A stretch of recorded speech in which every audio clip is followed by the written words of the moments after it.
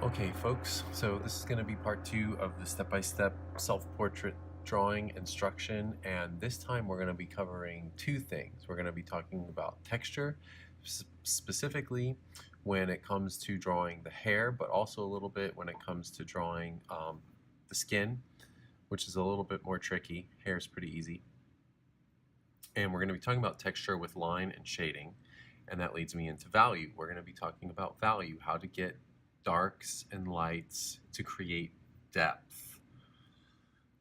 Of course, we're not going to be creating a deep sense of depth like a landscape, but at least we would want to show that the nose is popping out more or sticking out more than the eye like it is in real life.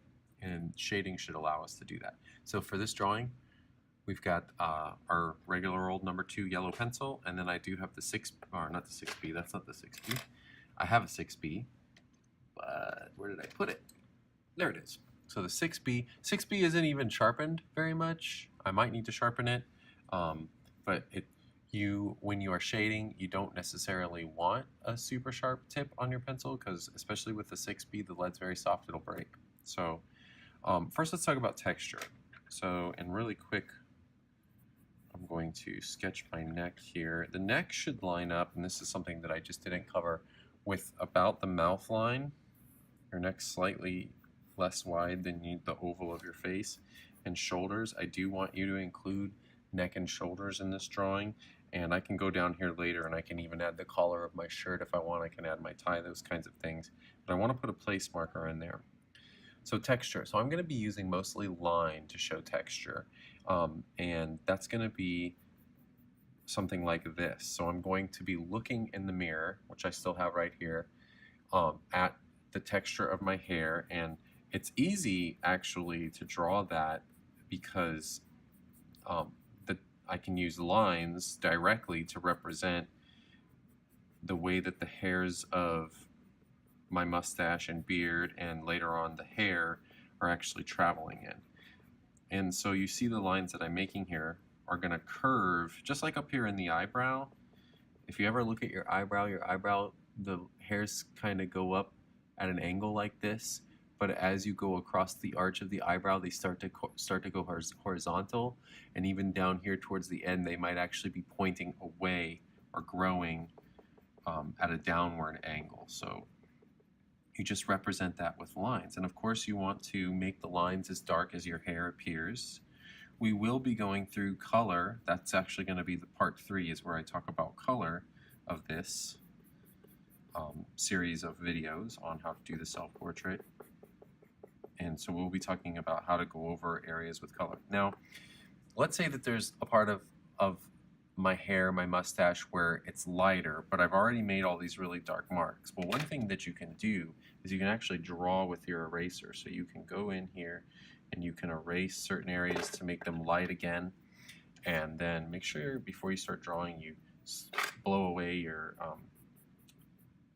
eraser dust, I guess is the best way to say it. So this is another way you can create texture, is you can draw some and then take some away, and that gives you this really nice depth effect in the texture. Okay. So again, this takes some time to do, but anything worth doing takes time, and you're just studying the direction of the hair. Okay, I'm going to come back to that later because I think you're hopefully getting the point of this, and I'm going to go up here to the hair. Now, my hair is on the sides of my hair. Since I have my hair sort of like slicked back, my hair is going like this. Up here, it's kind of going back, but then down to an angle. And here, I kind of have it so that it's combed, kind of going back this way. So you want to look really carefully at that. What is the direction of your hair? Make the lines go in the direction of your hair. Pretend that each pencil line that you make is essentially one of your hairs. Now, of course, to sit there and draw every single hair would be very tedious, which is another way of saying it would take a lot of work. But in a drawing, we have something called fudging it, which is you're not actually drawing every single hair. But, and there are some artists that actually do that, but you're giving the impression of your hair, and you don't necessarily need to use as many lines. See how I'm making the pencil go in the same direction that my hair is going as I see it in the mirror? Okay, I'm going to stop there with the hair. I think you're starting to get it. I really want to finish this, but I think you're starting to, hopefully, if you're paying attention, are you paying attention? Hopefully, if you're paying attention, you're starting to get this sort of idea of texture. So now I'm going to switch pencils here. I'm going to go to the 6B. We're going to talk about shading. So before I do any drawing, let's just think about the face for a moment, and you'll have the mirror in front of you.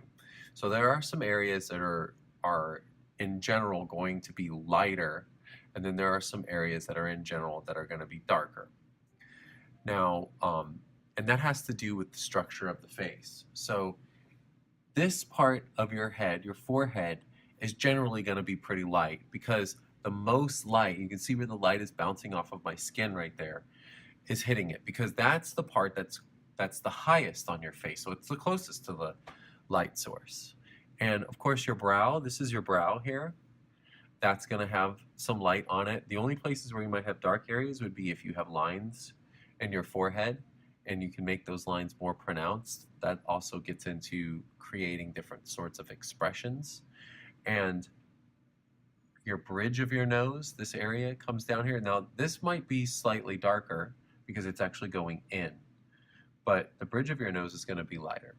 Now your eyes are going to be one of the darkest areas. Around your eyes is going to be one of the darkest areas on your face, because your eyes sit in the eye sockets of your skull. So they're actually going in, and that's actually to protect your eyes, because the brow and the cheekbones stick out so that if you were to fall, you would bump those before you would pop your eye. So you're going to see all sorts of shadows and shades around in this area. That's where I'm going to begin. So I'm going to go in, and now I'm using the camera as my mirror because it's a little bit quicker. And I'm going to start out lightly. I don't want to get too dark, because I'm going to want to come back in and make some adjustments. And if I make too dark of a mark, it's going to be more difficult to erase. So all I'm doing is I'm looking. So we've got a darker line here where the eyelid folds on the top and the bottom. Now, value is very interesting to work with, and especially when you're drawing with pencil, because it's very easy to create different kinds of value with pencil.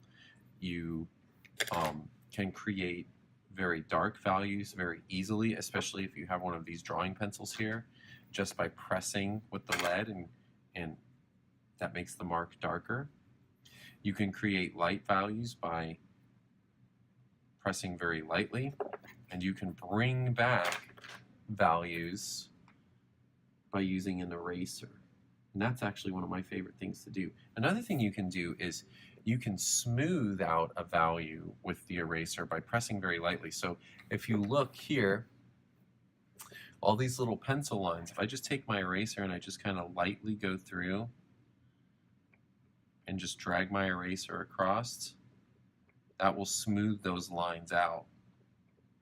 I'm not really erasing them, I'm smoothing them. It will erase a little bit, that's going to happen. Another way that you can smooth out is a trick that most of you already know, is to take your finger and go in and do some rubbing. Now, if you do this, you're going to want to make sure your hands are clean and dry, because if your hands are very dirty, the dirt from your hands are going to get all over your drawing. And also, even if you think your hands are clean by looking at them, if you've sweated at all today, when you sweat, not only does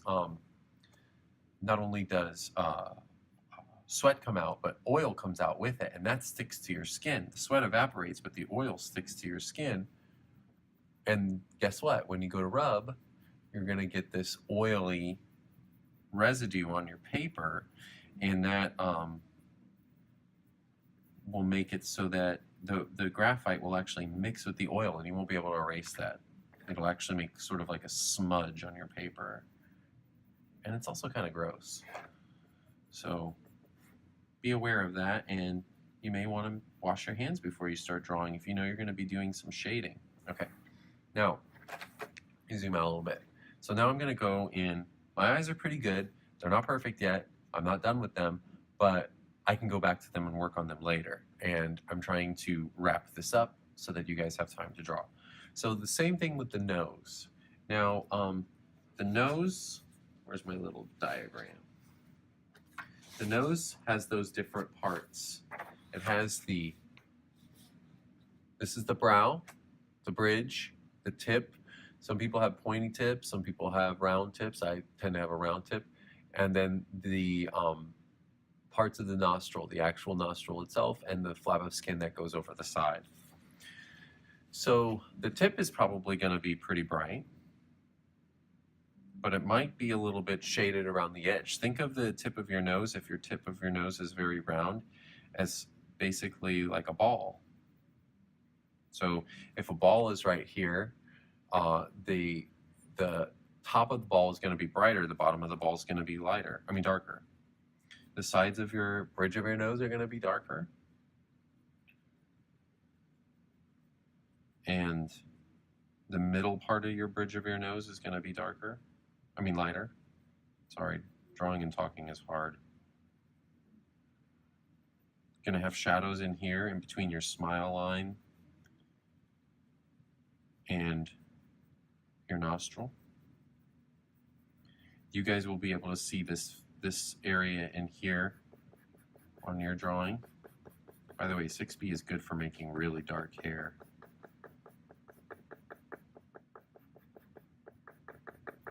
That sort of thing. And then of course you can take your finger and go back and rub. You can take your eraser and make some lighter areas, and you really will start to kind of get some depth going on here. Not depth. And with any luck, a little bit of practice, a little bit of luck, your nose will start to look like it's popping out. And just keep working it. Just keep erasing and fixing as you're working. And that's it. And do that with the whole face. I can go up here and I can put my lines on my forehead, some shading, a little bit of shading up here, smooth that out. There's probably going to be some even around this side, there's going to be some shadowing around my face, right around in here.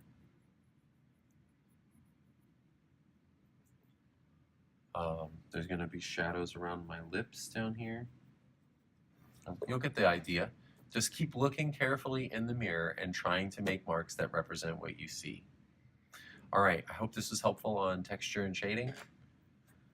Adios, muchachos.